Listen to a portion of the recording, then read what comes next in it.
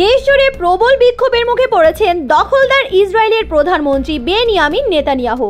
ফিলিস্তিনের গাজায় নতুন করে অভিযান চালানোর বিরুদ্ধে শুরু চলছে এই বিক্ষোভ।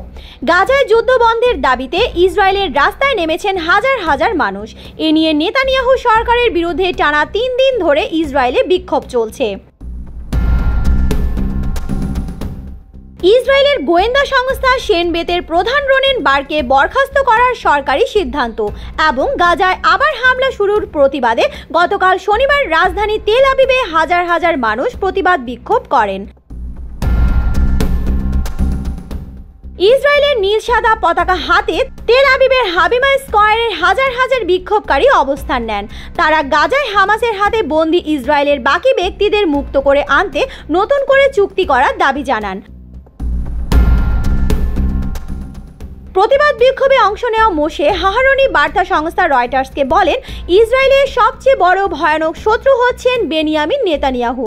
20 বছর ধরে তিনি আমাদের দেশকে গ্রাহ্য করেননি, আমাদের দেশের নাগরিককে গ্রাহ্য করেননি। বিক্ষোভকারী ইরেজ বারম্যান বার্তা সংস্থা রয়টার্সকে বলেন, আমরা 1.5 বছর পর আবারও গাজায় ভয়াবহ যুদ্ধ দেখছি। এখনও গাজার ক্ষমতায় হামাস, এখনও ওই সংগঠনের হাজার হাজার যোদ্ধা রয়ে গেছে। সুতরাং এই যুদ্ধ ইসরায়েলের নেতানিয়াহু সরকার তার লক্ষ্য অর্জনে পুরোপুরি ব্যর্থ হয়েছে। বিক্ষোভকে ঘিরে ইসরায়েলে গুরুত্বপূর্ণ সড়কগুলো বন্ধ করা হয়। বেনিয়ামিন নেতানিয়াহুর নেতৃত্বাধীন সরকারের বিরুদ্ধে ক্ষোভ প্রকাশ করেছেন তারা।